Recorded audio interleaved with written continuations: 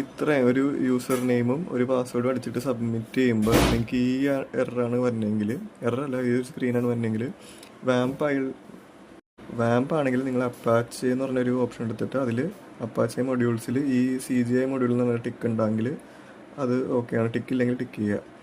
അല്ലെങ്കിൽ മറ്റേ config file open ചെയ്തിട്ട് അതിൻ്റെ ഏറ്റവും അടിയിൽ ഈ ഒരു കോഡ് കോപ്പി ചെയ്തിട്ടാൽ മതി. ആ കോഡ് ഞാൻ അയച്ചുതരാം, ഈ ഡിസ്ക്രിപ്ഷനിൽ ഞാൻ ഇട്ടേക്കാം. അപ്പോൾ അതിൻ്റെ പാത്ത് വരുന്നത് നിങ്ങളുടെ ആ പാത്തായിരിക്കും. നിങ്ങൾ ഈ എന്താ പറയുക പ്രൊജക്റ്റ് കോപ്പി ചെയ്തേക്കണ പാത്തായിരിക്കും. അതെടുത്തിട്ട് പേസ്റ്റ് ചെയ്താൽ മതി.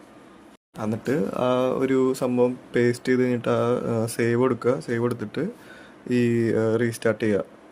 വാമ്പ് റീസ്റ്റാർട്ട് ഫ്രം 0 ചെയ്താൽ മതി. അത് കഴിഞ്ഞിട്ട് ഞങ്ങൾ വന്ന് ഇൻസേർട്ട് ചെയ്യുമ്പോൾ ഇതിൽ ഇപ്പോൾ ഞാൻ എൻ്റെ പേരും പാസ്വേഡും കൊടുത്തിട്ട് സബ്മിറ്റ് ചെയ്യുമ്പോൾ വെൽക്കം പേജ് കാണിക്കും, ബാക്ക് ടു ലോഗിൻ. എന്നിട്ട് ഈ ഡാറ്റാബേസിൽ നോക്കിക്കഴിഞ്ഞാൽ ടെസ്റ്റ് എന്ന് പറഞ്ഞ ഡാറ്റാബേസിൽ യൂസറിൽ ഒരു റോ കയറിയിട്ടുണ്ട്. അതിൽ ID 2 വന്നേടെ ഞാൻ ഒരെണ്ണം ടെസ്റ്റ് ചെയ്തതുണ്ടായിരുന്നു ഒരെണ്ണം നേരത്തെ, അതുകൊണ്ടാണ്. അപ്പോൾ അത് റെഡി ആയിട്ടുണ്ട്.